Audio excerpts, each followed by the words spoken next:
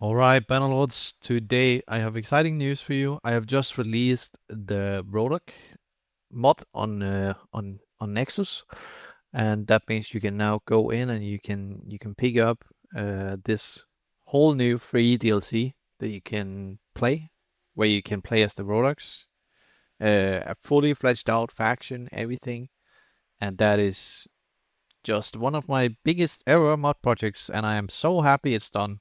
I just wanted to prove to myself that I could do it, and now here we are.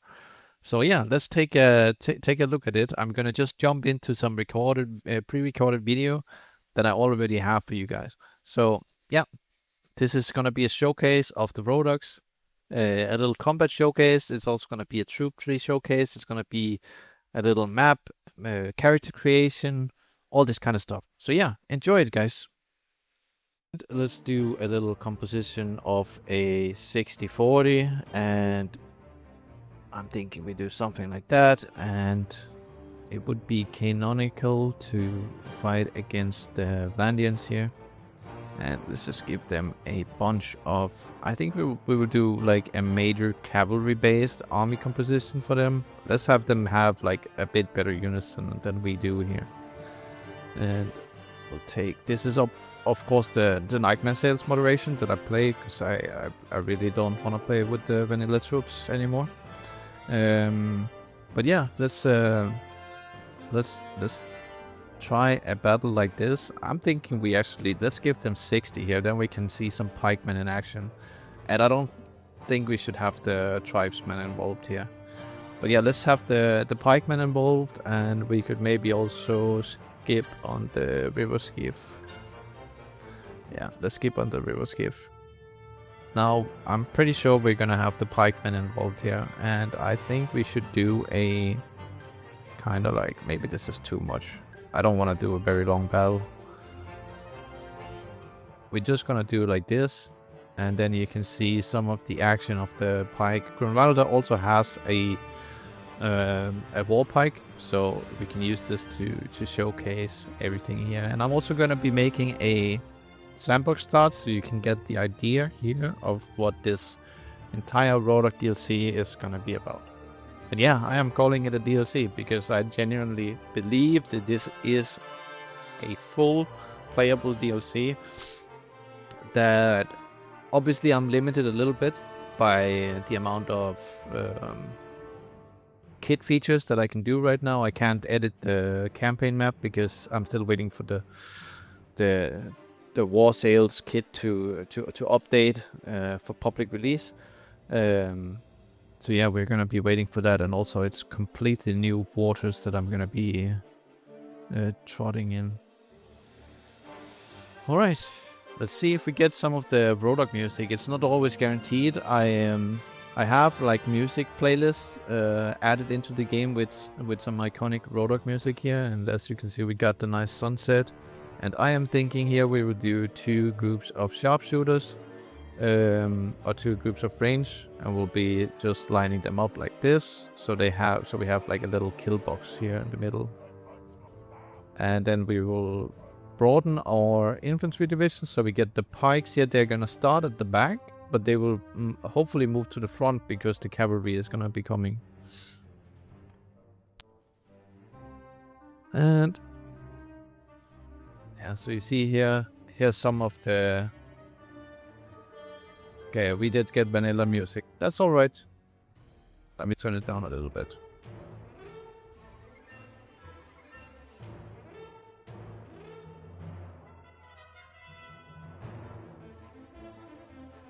We're also playing with immersive battlefield, so you can hear the horns and stuff like that when the enemy commanders and our commanders are doing any commands at all. See, now the cavalry is gonna come up front here, and we should have our pikemen going into the front here now. And you can see they actually are.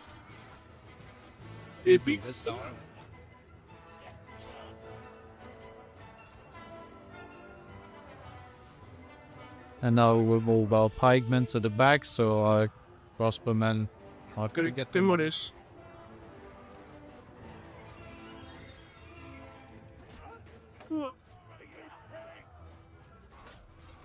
See here, 46 damage, or hit like that. Pikes are just really deadly now.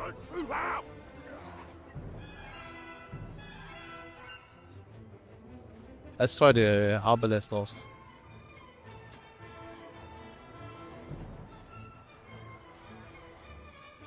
The infantry is coming, so I'm thinking here we're gonna hold fire and charge it down here.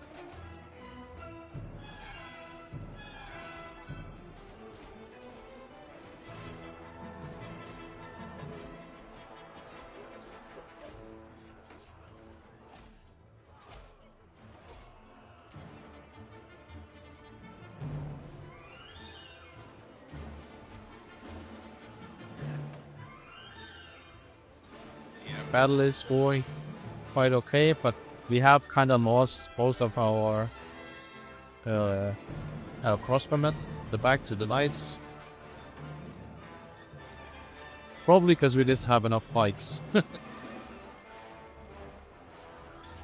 let's take a look at the kill feed here for a bit. I think that's more. You can see the pike guards and the pikemen, how many kills these guys are racking up. And I think we're not gonna charge our pikes because right now we really just need to protect our crossbows. These hits are just the base.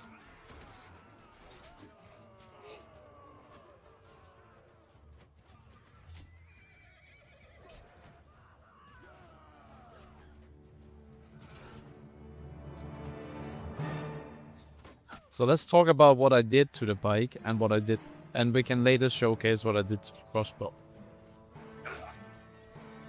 And essentially what I did to the pike is I implemented a feature from a mod called Blockable Thrust, which lets you crush through on thrust attacks. It's technically the same crush through ability that there is for when you do overhead swings with a colon or with an axe. Okay, we do have some crossbows here that we need to take care of.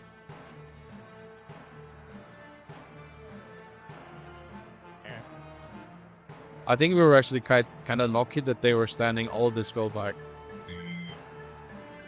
I think I'm just really quickly gonna turn down the volume of the soldier screams. They are quite loud.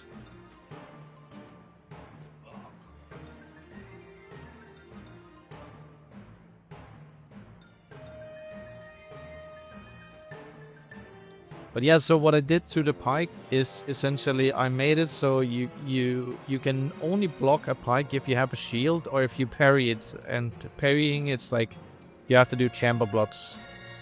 Oh, holy hell, we are getting shredded here. And look at these new pieces that these guys, that these Rangers have, or these Rhodoks have. Both are completely custom designed by me. Not my finest bender work, but I think the Pabis turned out pretty well.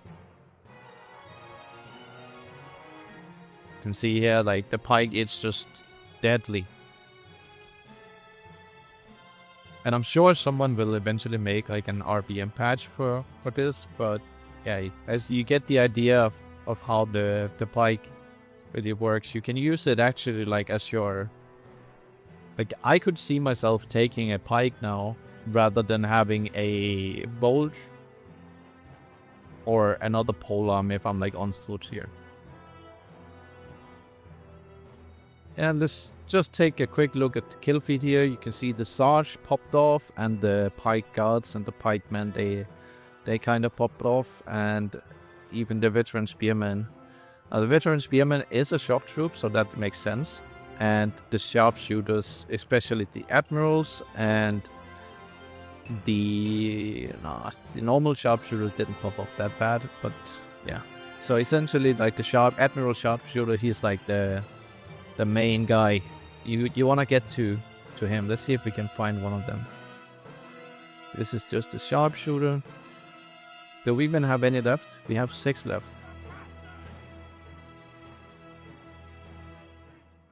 Here you see And he has this scale armor, and yeah. All right, let's now head into to the to a sandbox here, and then you can see some of the other stuff that the Rise of the Rhodoks is gonna add here. It is both compatible with campaign and with sandbox. I made the brothers, the sister, and yeah, and you can do the quest there as well if you want to. But I'm gonna do sandbox because it's my preference to always play sandbox.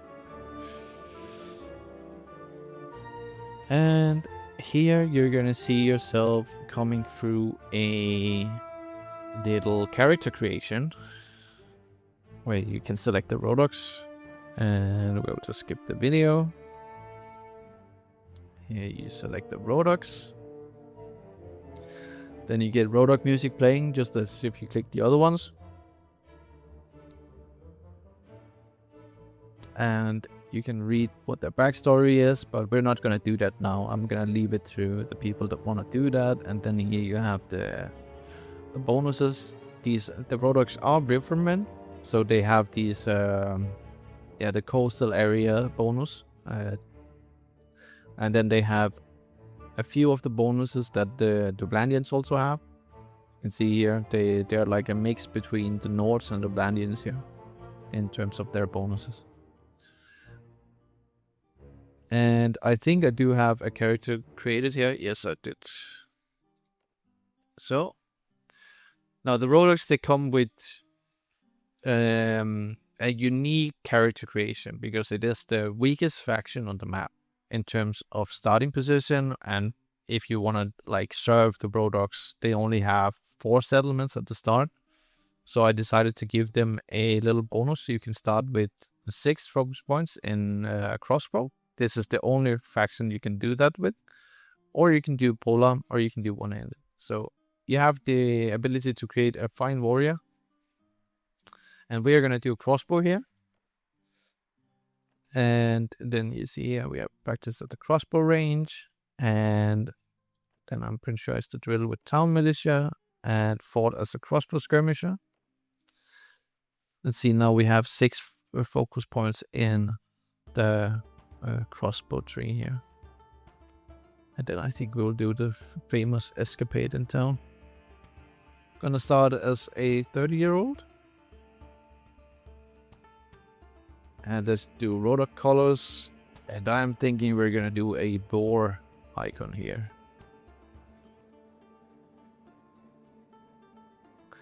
And that name is fine. And I'm gonna just quickly find there's like a bunch of names that I've taken from Warband, and you can see it. This is gonna be our guy, Jeremus. We're gonna do Bannerlord mode. Then you start here at the coast of southern part of Flandria. This is essentially the territory that the Rhodoks they are starting with. They have Istenia, here a settlement that's very far away, but it belongs to Kulmar Castle. So essentially the border between Blandia and the Rhodoks is divided by mountains and rivers. So yeah, the Blandians are gonna need to trot some pretty dangerous landscapes in order to take out the Rhodoks. I think this makes for a very logical spot for the Rhodoks to arrive. And you can see here I did some linguistic approach to what the castle and the town should be called, and this is actually like the former Galland or Galland, I don't know how you say that, but now I've changed it to Yallen, which is gonna be Yalen with a Y. In Warband later on, and Velucan is gonna be Veluca, and that's Jacqueline, by the way. And I'm pretty sure this was formerly Yusan Castle, now it's Grunwalder Castle, and then there's Kulmar Castle, and Kulmar Castle is actually like in a very similar spot in the Warband map. I think it's like here, and then there's a bridge. So it's just like a little bit layout swap from Warband, but it is essentially in the correct area where the Rhodoks are. Okay, well, let's take a look at, I think we should showcase the troops here. I don't want to do a too long showcase here. I think half an hour is completely fine. Let's cover the troops first. And we're gonna start with the normal lines. And here you can see you start with a Rodok tribesman. And this guy, he actually has a tribal pike that's pretty good. Or he has some peasant gear. So yeah, 1 in 3 has a decent weapon. And the Rhodoks, they use slings. They don't use your average Joe's throwable weapons. And I've also given all the slings and the bullets, I've given them modifiers. And there is 2 additional new slings added, which we're going to cover in a little bit. But let's start with the traditional landline. And you have the Rodok Spearman. This guy does not have a shield. So, yeah, he has a pike, and then he has slings, and then he has a wood splitter axe or a falchion. These are pretty rough to get past, but once you get down here to the spearman, it starts becoming really worth it. And yeah, let's take the trained spearman. He has a short spear, and this is intentional because he is pretty good at using this with his shield. A short spear is very effective for the AI. So yeah, he has this short spear. And then you have the veteran spearman that uses the Highland Warglaive, or he uses this Rodok glaive. And obviously we have the Rodok Sergeant, or as I've called him, the Rodok Sarge, with this nice new custom armor. The veteran spearman also has this new custom armor. Let's see, the Sarge. And yeah, the Sarge, he has a polearm which he will use when sent to charge, and he also has a Francisca.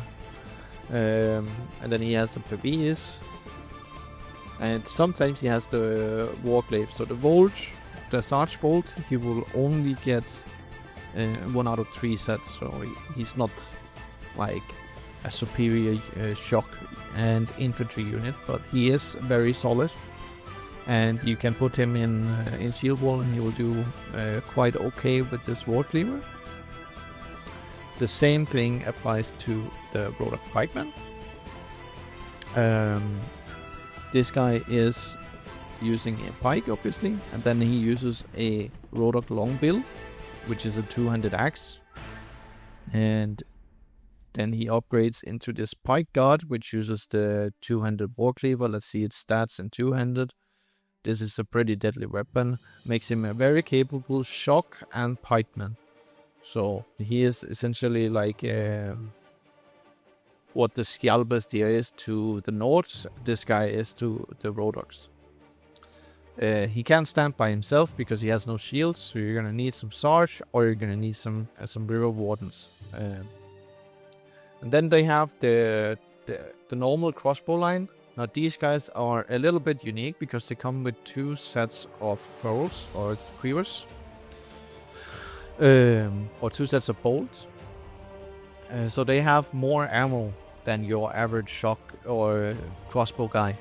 And yeah, this is all the way down, and he gets better bolts the further down he gets, down to the Rodok veteran crossbowman here, where he also gets he gets a small arbalest here. This is the normal arbalest that is already in the game, and then you have the Rodok arbalest. You can see the size increase here, the heavy arbalest, which does 110 pierce and does very good damage.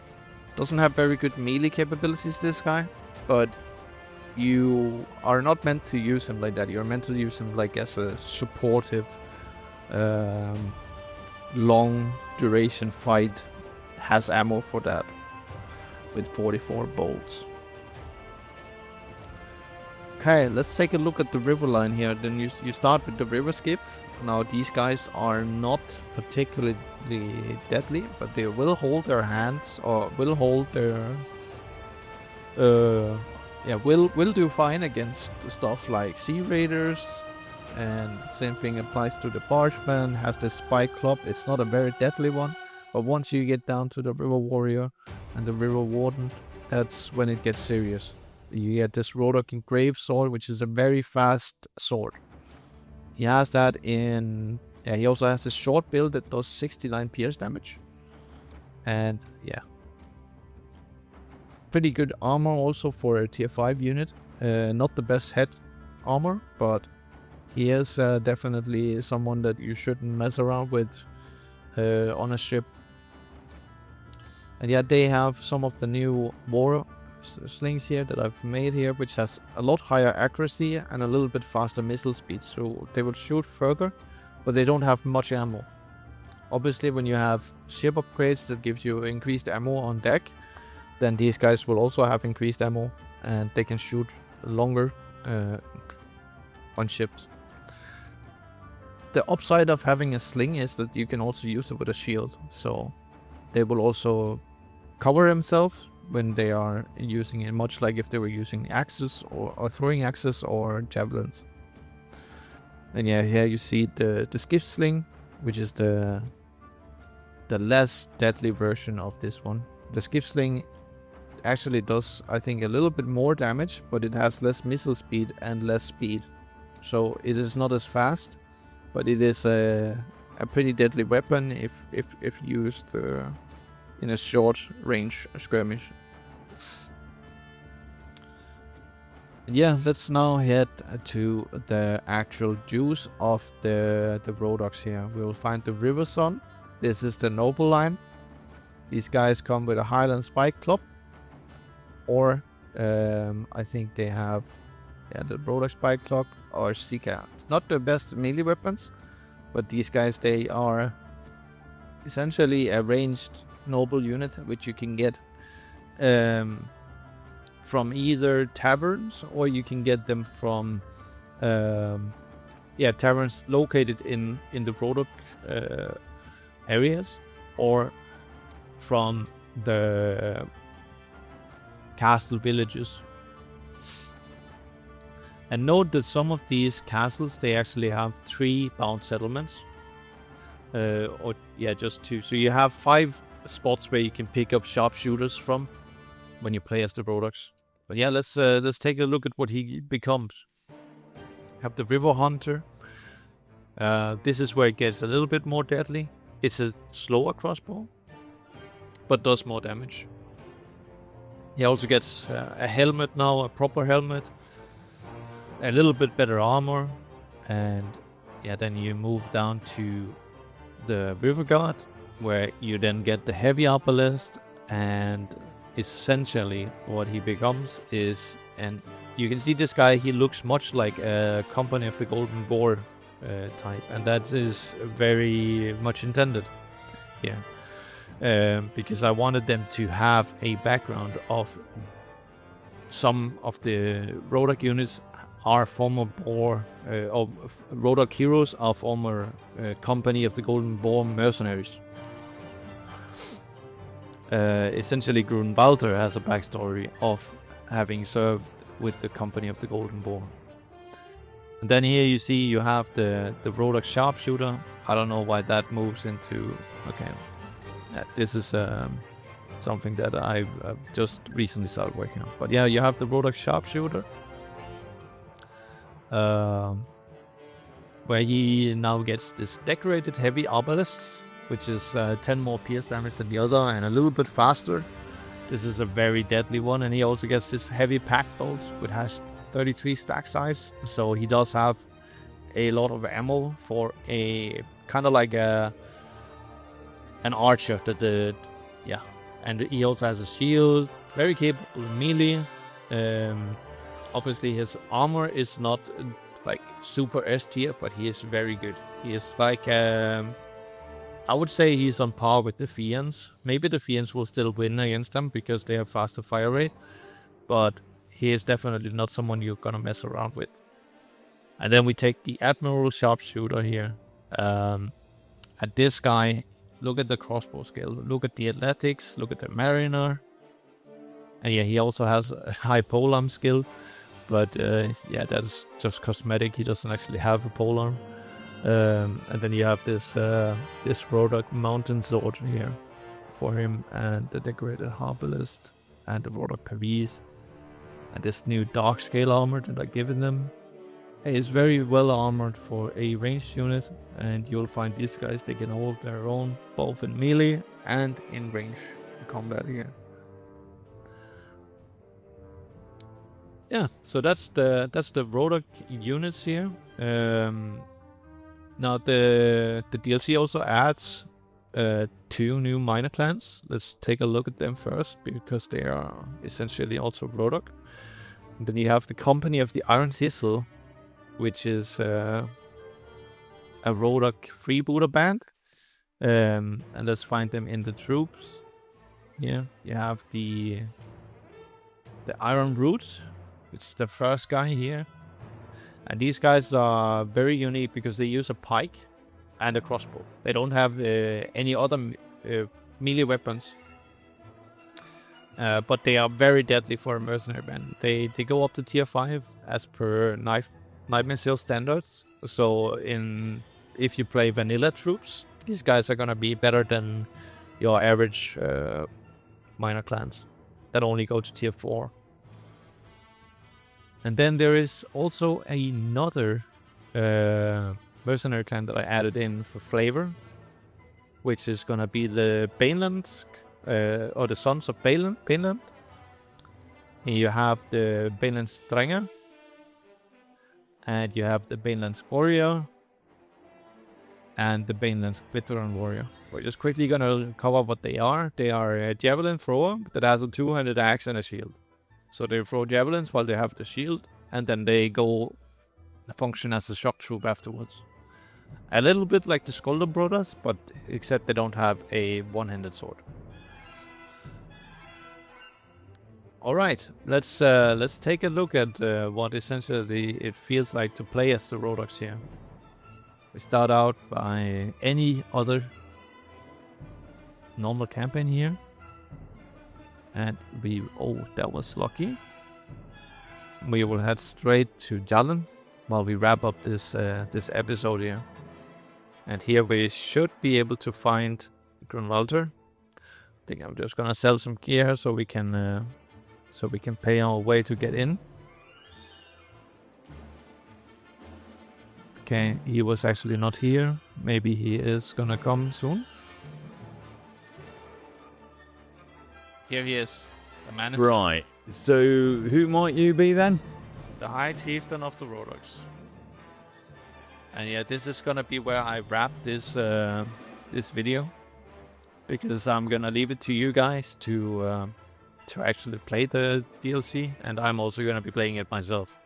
But I'm just not gonna record a full playthrough. Anyways, I hope you guys enjoyed this video, and I look forward to hearing your feedback on the Rodok DLC. As always, I'm very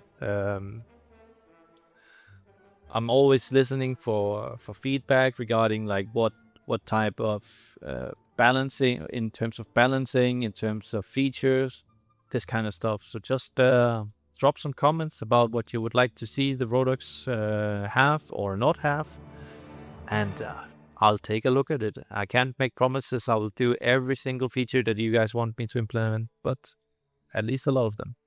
Anyways, thanks for watching, and please take a moment to like and subscribe. All right, bye-bye.